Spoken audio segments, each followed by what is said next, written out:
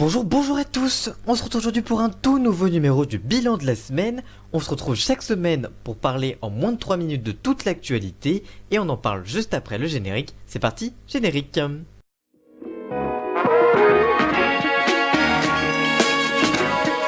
L'affaire opposant Fortnite et Apple continue. Pour rappel, en août dernier, l'éditeur de Fortnite s'était lancé dans une bataille contre le géant dont il juge les pratiques tyranniques sur iOS, son système d'exploitation d'appareils mobiles.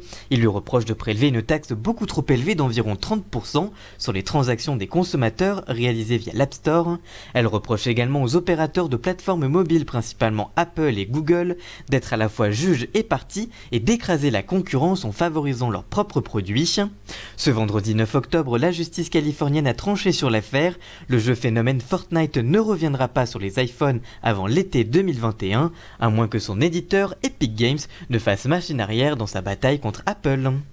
Alors que le documentaire de Big Flo et Oli est sorti jeudi avec succès puisqu'il est déjà numéro 1 des films, le duo va définitivement entamer sa période de pause. Ils en ont dit plus sur le plateau de Cyril Hanouna cette semaine. Cette pause démarrera d'abord sur les réseaux sociaux où ils vont s'absenter. Avant cette trêve, les deux frères toulousains ont dévoilé un single intitulé Au revoir, un single qui conclut aussi le documentaire.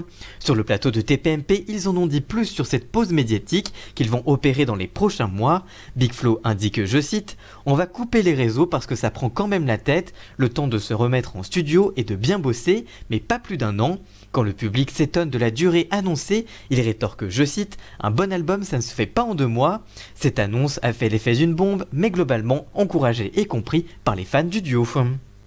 Disney+ a annoncé que le prochain film d'animation issu des studios Pixar sera directement mis en ligne le 25 décembre prochain sur la plateforme, alors que sa sortie sur grand écran était prévue le 25 novembre, après avoir été décalée en raison du confinement. Dans un communiqué, Bob Chapek, le PDG de Disney, s'est réjoui de proposer à ses abonnés, je cite, une histoire réconfortante et amusante sur les liens qui unissent les humains et sur la place de chacun dans le monde. Réalisé par Pete Docker, déjà aux commandes de Lao et de vice versa, Soul s'intéresse à Joey, un prof de musique au collège qui rêve de devenir musicien de jazz. Cette mise en ligne directe rappelle la sortie de Mulan, une sortie qui fait de nouveau bondir les directeurs de cinéma qui attendent un blockbuster pour relancer leurs affaires après la crise de la Covid-19. Merci d'avoir suivi cette émission, n'hésitez pas à la partager et on se retrouve la semaine prochaine, à très bientôt, ciao.